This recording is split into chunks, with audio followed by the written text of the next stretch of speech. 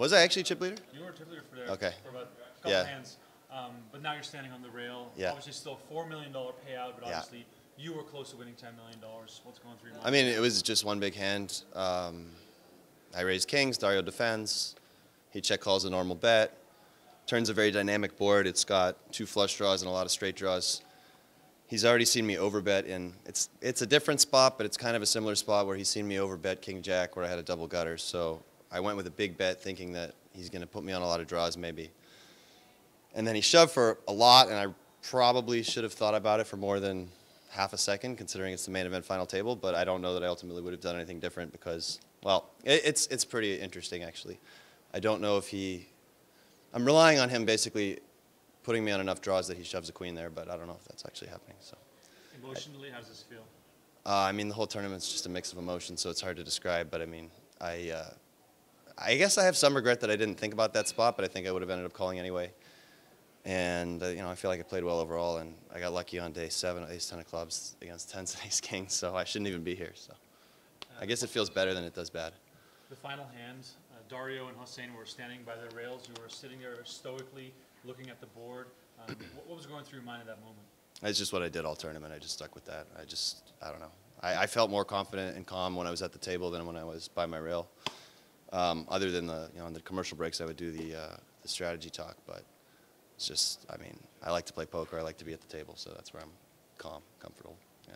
There was a moment, I want to say maybe yesterday, where you essentially said that Gary hadn't received all of the change that he should have received, and you seem to have been really keeping track of all the action going on at the table. Clearly you have incredible math skills, but for you, what did the vibe kind of feel like from the table? You said you were making decisions really fast, I feel like, compared to a lot of the other players. What was it like for you? Yeah, I mean, it's possible I'm the fastest player in main event final table history. I don't know. I mean, but it's just that's how I play, and I don't see the reason to deviate that. And actually, if I can use whatever little platform I have right now, I don't play very many no-limit tournaments each year. I play maybe 2 or 3 a year. I always play the main. And part of that is because there's so much tanking and the headphones, and you guys know, and it's not fun. And maybe I'm in the extreme the other way. Maybe I play too fast. There's spots maybe where I should think more than half a second, but the game's more fun when you speed it up a bit. And so I try to do that, try to do my part there. After finishing 13th in the main event a couple of years ago and now having this big run, compare those 2 runs. Obviously, from a results perspective, it's impossible to compare. Yeah. From a feelings perspective, going through those long days of play, how are these 2 different? Well, having done it before definitely gave me an advantage. I feel like just because I know sort of like I'm used to the cameras and the lights and some of the media attention and all that stuff, and I feel like I'm just a little more mature now than I was then, so I probably handled it better. But I mean, it was fun, yeah.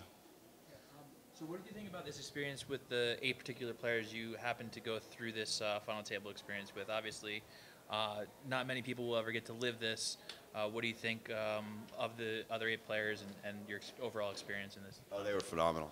And I mean, each and every one of them. I know that like people are getting on Maz for tanking, but I mean, he's not a professional poker player. I mean, this is like, imagine you work a regular job and then you suddenly find yourself at the final table of the World Series of Poker. Like, I wouldn't know how to react in that spot. So that was the only real negative thing that people were saying about any of them. I mean, the 2 guys left are phenomenal. Either one of them would be a great ambassador for the game. I mean, Hossein a boss, and yeah, Dario is obviously a phenomenal player. And there's 7 really awesome guys plus Dario, who I'm now considering a brother. So.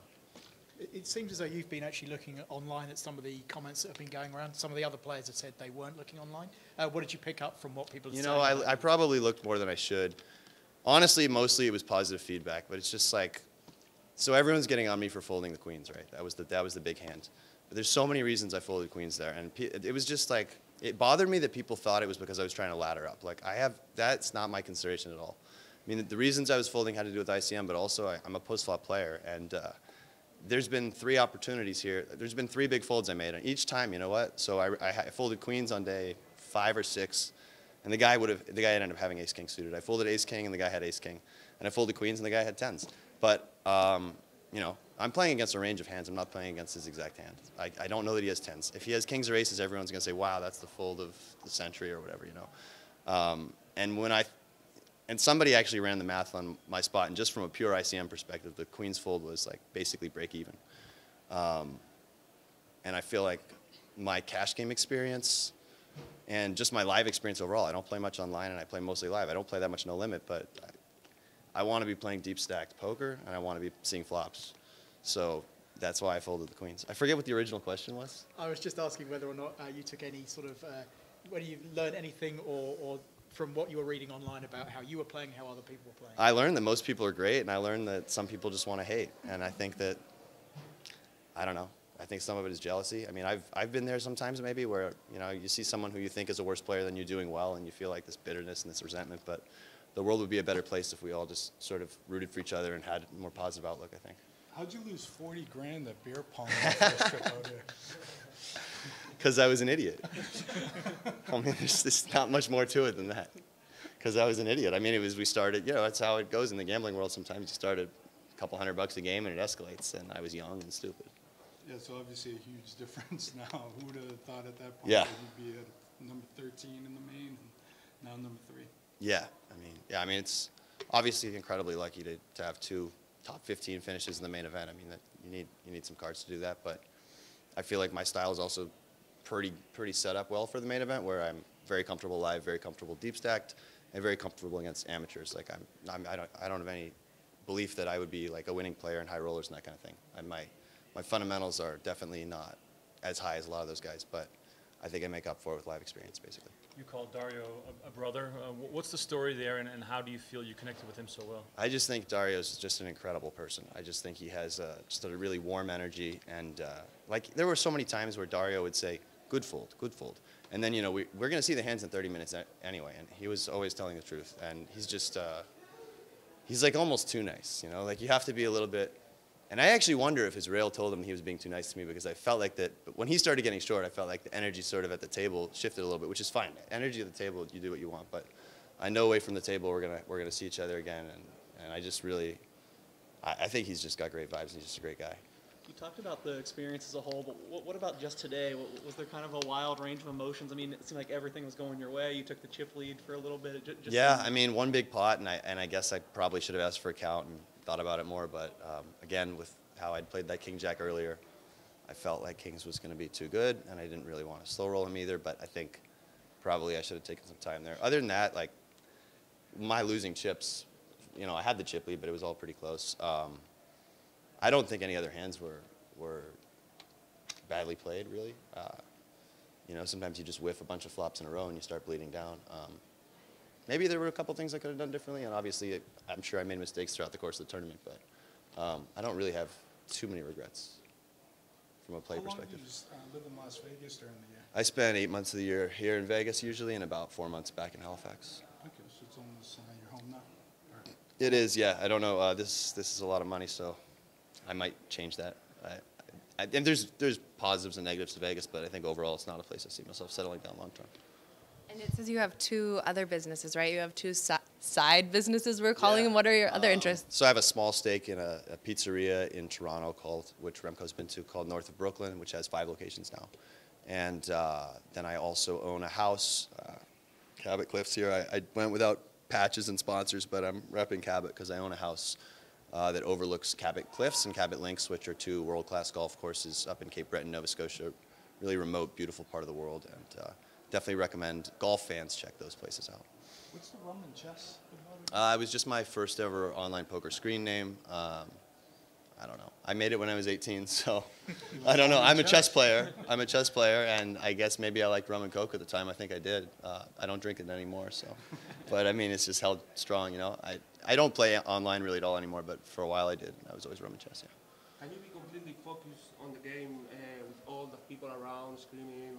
When the cards are in the air, my focus is just, I mean, I think it's very good. The rest of the time, it's a lot of emotions, a lot of ups and downs.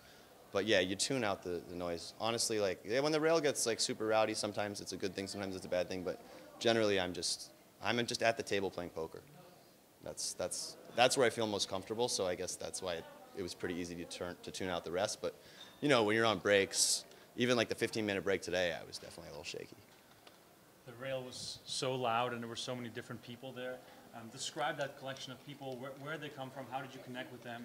And you know, how did they end up being on the Yeah, chess rail? so I guess I've done a lot of traveling, and you know, I've spent time here and in Canada, and then I've also spent a lot of time in Europe. So I had basically 4 segments. I had my LA friends who don't play poker at all. Then I had my local Vegas friends, mostly poker players. Then I had my friends from Halifax, and my brother and my mom was here earlier who flew out. So it was great to have the Halifax people here. That was really huge. And then some British guys who I'm just friends with. I think for a lot of people, this is the moment where you really get to have that real visual that how many friends you have, how much family you have that supports you. Was there any impact to being able to really see all these people all come together for you? Oh, it's unbelievable. I mean, it's like, when are you going to get all these people to come together outside of your own wedding or something like that? But it's also overwhelming. And so I think I did, my friend Dan, he was sort of like the manager of my rail. And I think he did a good job. Like, you have to kind of keep it separate into tiers. So like, on the breaks, I was only with just the core group that I wanted to be with, and then even after the day, I can't be around everyone. It's just too, you know, the phone's going nuts, and it's. I mean, this is the only tournament like that where it gets this much media attention. But my friends, you know, Dan, Ankush, Phil, Colin, Mark, those would be like the big 5. They did a great job. Okay.